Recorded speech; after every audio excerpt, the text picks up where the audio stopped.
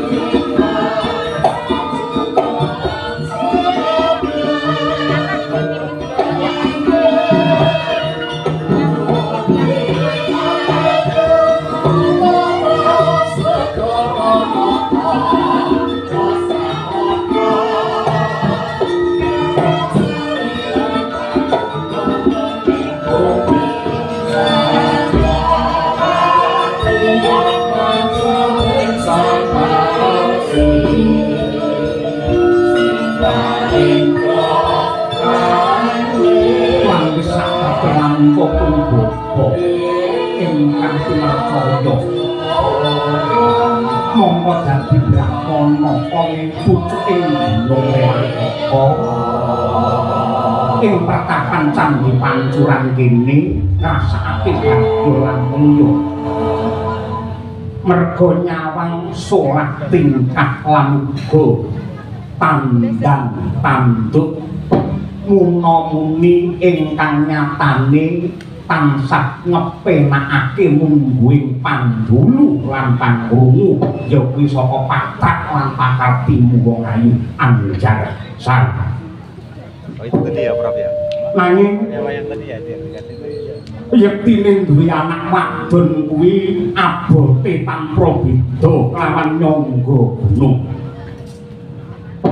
Ndak baleni dawuhipun bapa duwe anak wadon ki abote padha karo nyangga gunung, nadyan racake lan kabeh wong wadon iki uripe nyangga gunung loro.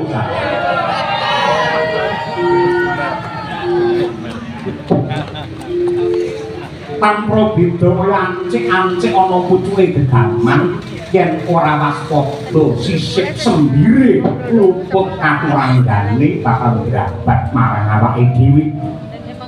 Mula kowe aja bosen, kowe aja jelek. Lamun to rinawangipun bapa tansah paring piwulang kautaman lawan jeneng Sirasari.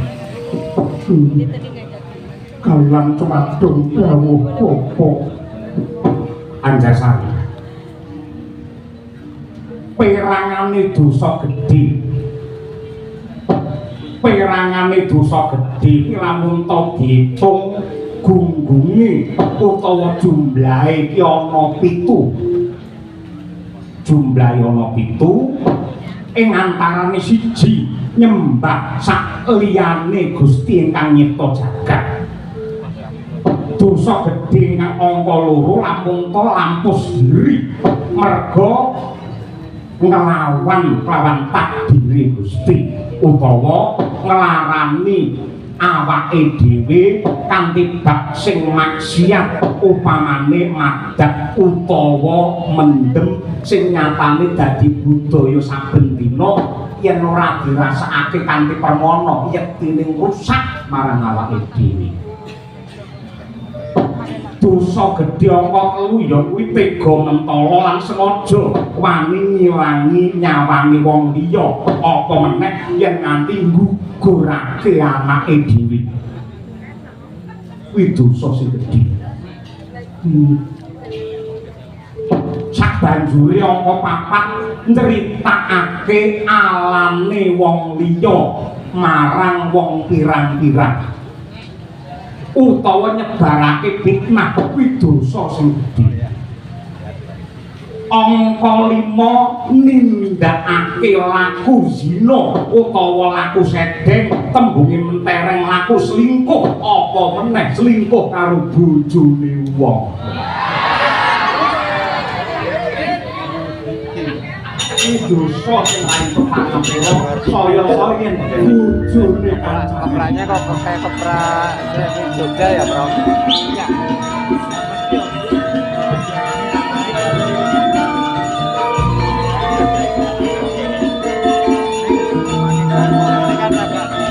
Kayak Jogja ini.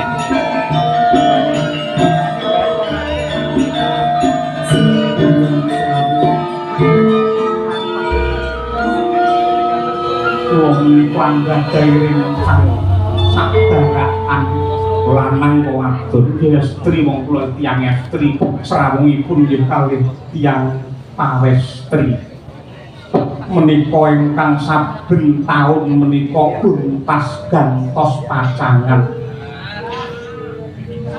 ing atase pacangane duwe kanca palandene kancane pacangane lan niat dipun lalap piyambak. Wonge teko.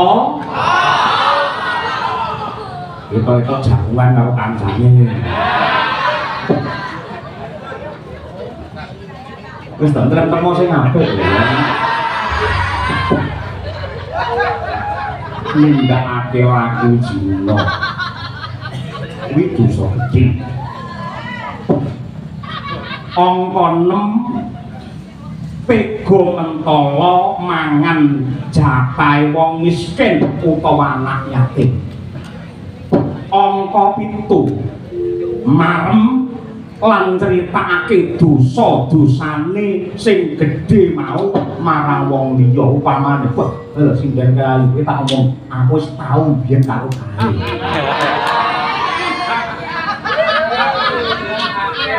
Yo ning arepe pelataran kene lek nggawa ning arepe kono. Wis mau 1000. Wis mau 1000.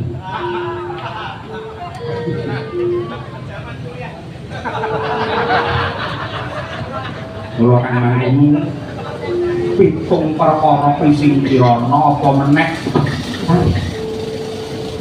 ing sasi ngarep kowe bakal kaangkat derajat kamulyanmu bakal dipalakrama putra Narendra Ndarawati ingkang ajejuluk Sri Bathara Kresna dene putrane ingkang kekasih Den Mas Setya kok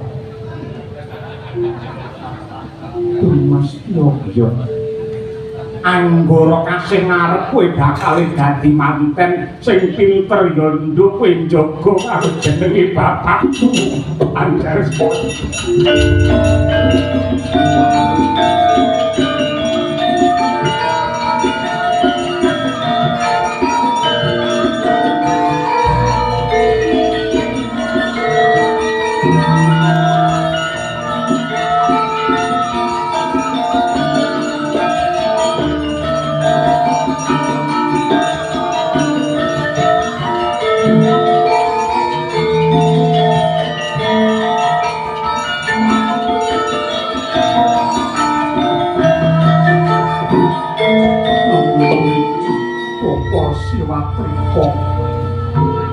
Sedaya dawuh paduka badhe kula gegem kinarya pemakem anggen kula netepi kaliyan kakudangan paduka mboten langkung kula pun sari nuwun tambahi berkah pangestu panjuluk mugi-mugi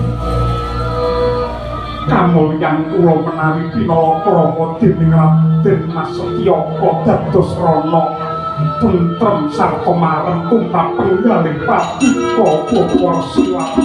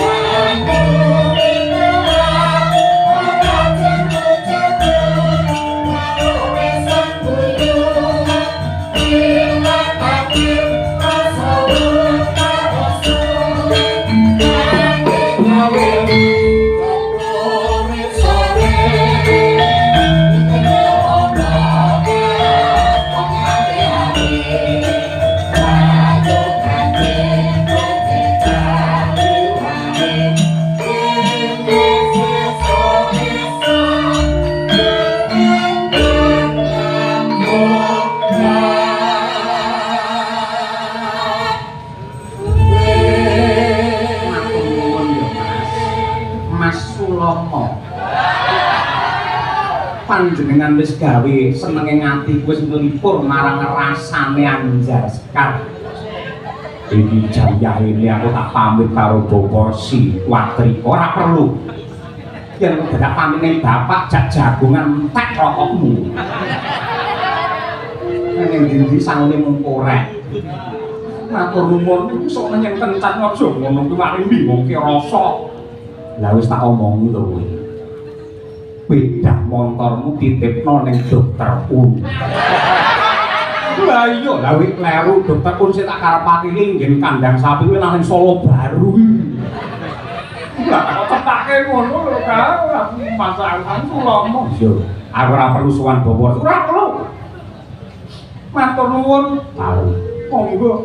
katresnanku tetep marang kowe Sekar. Tanpa beda aku ya tresno sebaya mukti sebaya pati karo kowe Mas.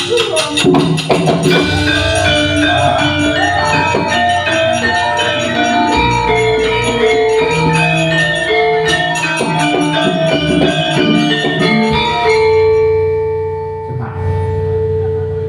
Sopo iki mau? Penyok du. Yang kuat senengane kemaruh. Asmane mau Asulama apa? Mestine gak ngerti. Anake Resi Wakrika ki loro sing bareng kowe Anjar Sekar, angka loro adine si Anjar Sari. Pun bapa ki pendhita, mapane dipundi lan ditata dipundi pangandikane ditata ing Sulawabawani. Aku duwe murid pirang-pirang. Aku nata karo siswaku wae pinter, parandene nata karo anakku wedok ora bisa kowe mamah kendali karo jaran utuh. Nembang tau kali bapakne.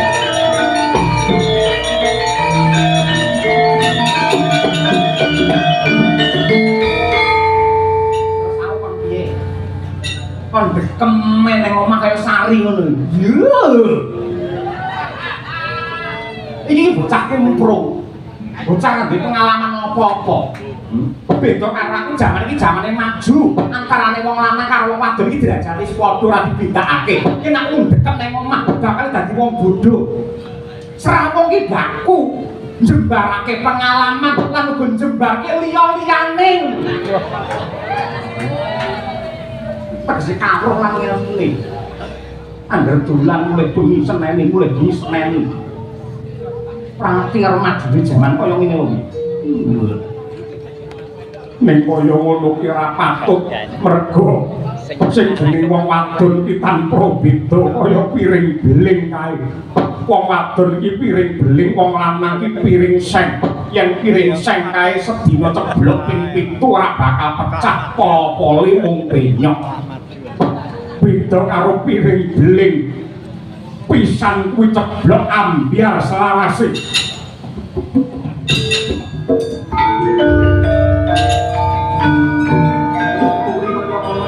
Sari nang murid-muridmu.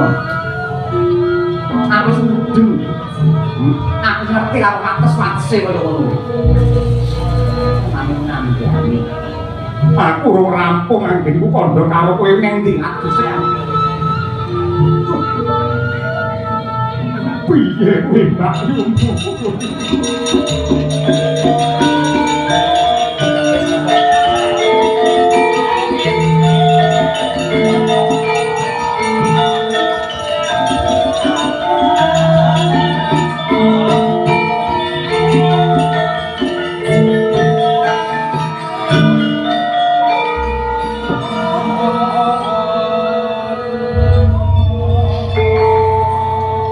Silak nate paring dawuh sing surasane jiljer dadi wong tuwa kuwi wajibane mung 3.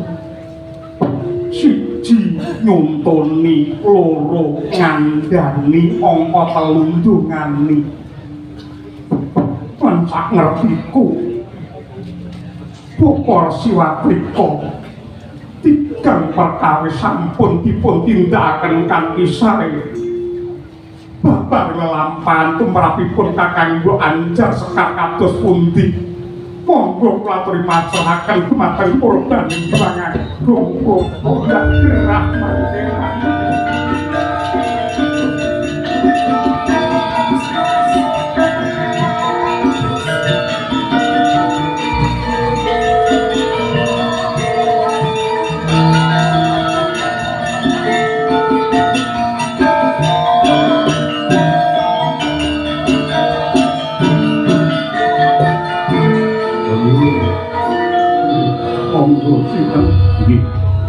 Nuwun sewu, leres mriki griyanipun Yayi Anjar Sekar.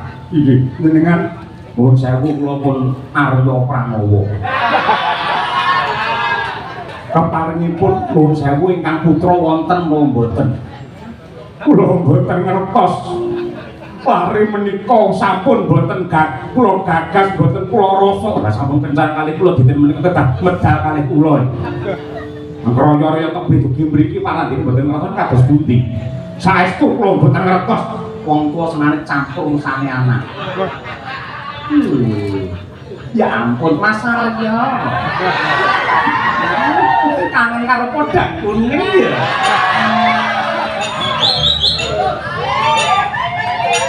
Ya sing jebretku bokong jebretku lenjaran apik aku. Ayo dolan ya.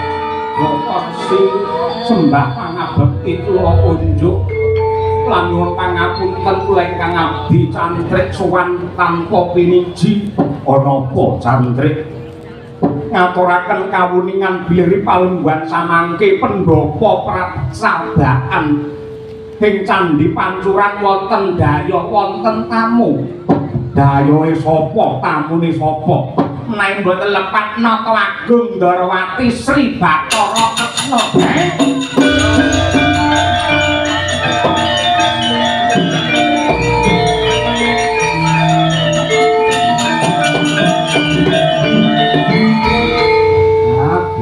Kaya jagat pangestungka babar pisan ora nduga mono panjenengane keparing rawuh ing cangkrek ditata sing prayoga Anjarsari aja wedi kengkangelan ayo melu pun bapa sowan ana ngarsane calon wara sepuhmu ya Pinaka Agung Ndarawati apa sing dikersakake kira-kira bisa ambabar kautaman lan kowe tak kudang dadi wanita sing bisa dadi kaca brenggala tumraping para putri.